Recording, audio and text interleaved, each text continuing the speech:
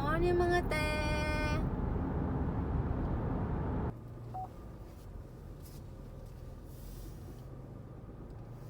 Ayan, good morning. Kararating ko lang dito sa bahay.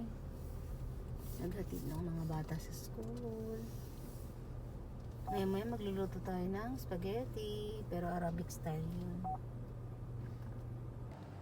Ngayon gagawa tayo ng spaghetti, Arabic spaghetti. Kailangan natin ng ganito, spaghetti, onion, salt, ginger garlic paste, black pepper, black lemon, turmeric powder, coriander, and cumin, isang malaking kamatis, cloves, cardamom, isang chicken stock,